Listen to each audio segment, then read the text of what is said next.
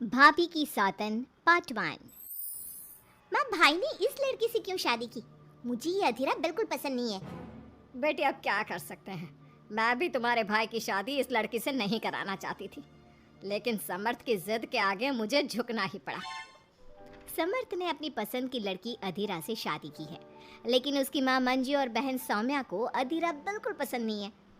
समर्थ की माँ ने तो अपने बेटे के प्यार के आगे अपना सर झुका लिया और दोनों की शादी करवा दी, लेकिन सौम्या ने अभी तक हथियार नहीं डाले थे।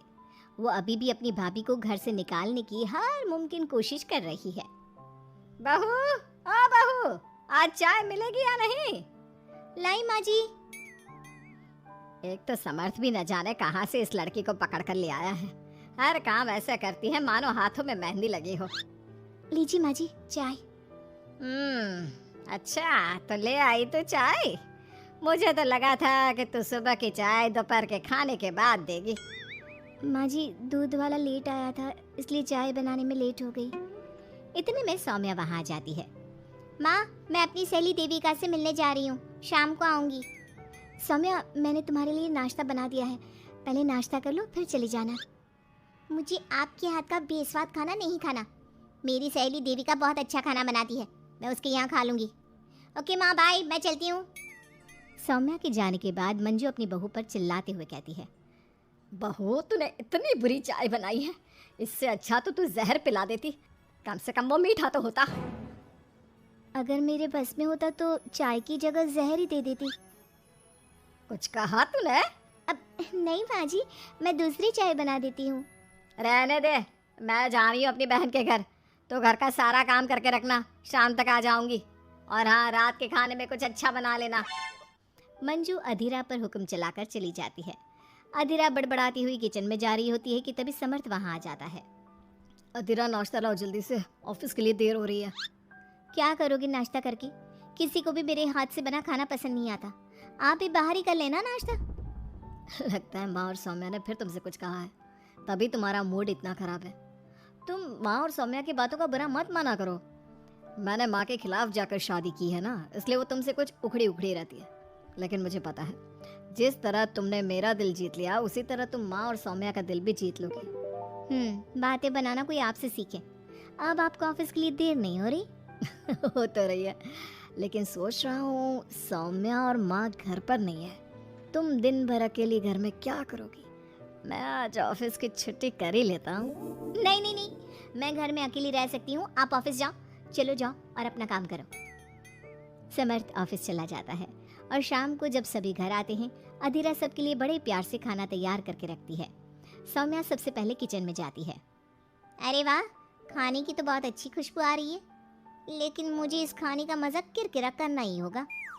सौम्या खाने के अंदर बहुत सारी हल्दी डालकर चली जाती है। उसके बाद अधीरा सबके लिए खाना लगाती है, लेकिन किसी को भी खाना अच्छा नहीं लगता। छी भाभी, कितना बुरा खाना बनाया है। इससे अच्छा तो आप हमें मना ही कर देती कि आप खाना बनाएंगी ही नहीं, तो हम बाहर से ही कुछ अच्छा खाकर आ जाते। कम से कम हमारे मुंह का स्वाद तो नहीं बिगड़ता। बहू, तूने हम सबको सुबह बिना खाना खाए निकाल दिया, और अब भी हमें बिना खाना खाए सोना पड़ेगा। क्या करती हो अधीरा? तुम्हें खाना बनाना भी नहीं आता क्या? दिमाग खराब कर दिया। समर्थ गुस्से में वहां से चला जाता है। उसके पीछे पीछे सौम्या भी जाती है। भैया, हमने आपसे कितना मना किया था कि इस लड़की से शादी मत करो मत करो, लेकिन आपने हमारी एक नहीं सुनी। आप मेरी सहेली देविका को तो जानती हो ना, सुंदर होने के साथ साथ हर काम में माहिर है। सौम्या देखो, मैं वैसे ही परेशान हूँ, तुम मुझे और परेशान मत करो, जाओ यहाँ से। सौम्या ने समर्थ के दिल में अधीरा के लिए नफरत डालने की कोशिश की। अगली सुबह अधीरा जल्दी सोकर उठी और सबके लिए नाश्ता बना लिया, लेकिन समर्थ बिना कुछ खाए ही ऑफिस के लिए निकल गया। सौम्या भी ये सब नोटिस कर रही थी। उसने देविका को घर पर बुला लिया। देविका, आज भैया बहुत गुस्से में है, आज तुम ऐसा खाना बनाओ कि भैया उस अधीरा की तारीफ करना भूल जाए। सौम्या, तुम ये सब क्या कर रही हो? तुम्हारा भाई शादीशुदा है, वो कभी मुझसे शादी करने के लिए तैयार नहीं होगा।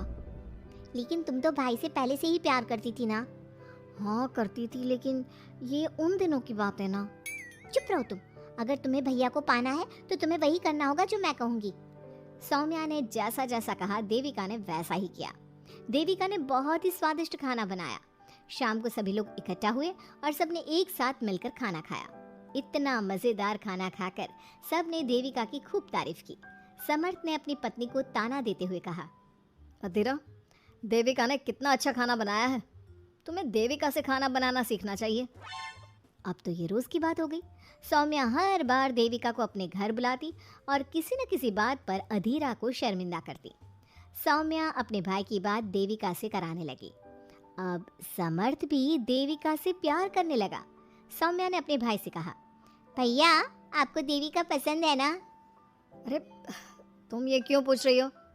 क्योंकि मैं चाहती हूँ कि आप देविका से शादी कर लो। अरे सौम्या, ये मुमकिन नहीं है, क्योंकि देविका मुझसे शादी करने के लिए कभी तैयार नहीं होगी और अधीरा भी इस रिश्ते से खुश नहीं होगी।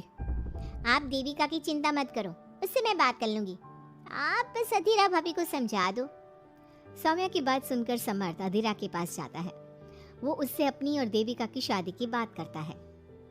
अधीरा, मैं देविका से शादी करना चाहता हूँ। क्या? आप शादी करोगे? लेकिन क्यों? क्योंकि मैं उससे प्यार करता हूँ। प्यार तो आप मुझसे भी करते थे। कल कोई और लड़की पसंद आ जाएगी तो तीसरी शादी कर लोगे? देखो अधीरा, तुम्हें घर में कोई पसंद नहीं करता। तुम्हारी शादी मैंने माँ के खिलाफ जाकर की थी। अब तुम मेरे और देविका के बीच में मत आओ, प्लीज। क्यों बीच में ना आओ? मैं ये शादी नहीं होने दूंगी, आप चाहे कुछ भी कहो। अधीरा के लाख विरोध के बावजूद भी सौम्या और मंजू ने समर्थ की शादी देविका से करवा दी। आखिरकार सौम्या अपनी भाभी की सौतन ले ही आई। शादी के बाद देविका ने घर में आते ही घर वालों के साथ कैसा सलूक किया और अधीरा के साथ क्या हुआ, ये सब जानने के लिए इंतजार कीजिए हमारे अगले एपिसोड का।